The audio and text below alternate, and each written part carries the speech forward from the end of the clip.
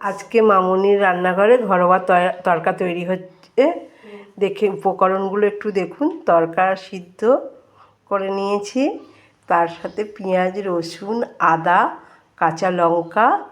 মশলার মধ্যে আছে হলুদ, নুন, কাশ্মীরি লঙ্কা। এবার কড়াই বসিয়েছি, কড়াইতে রসুন দিয়ে দিয়েছি, আদা দিয়ে দিয়েছি, পেঁয়াজটা দিয়ে দিয়েছি। পেঁয়াজটা ভাজা হচ্ছে, পেঁয়াজ ভাজা হয়ে গেছে, সব এক এক করে মশলা দিয়ে দিয়েছি। মশলাটা ভাজার পরে টমেটোর দিলাম।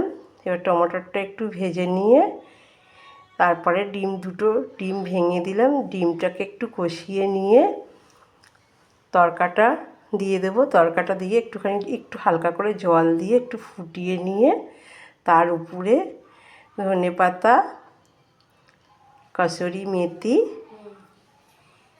দিয়ে ঘি দিয়ে নামিয়ে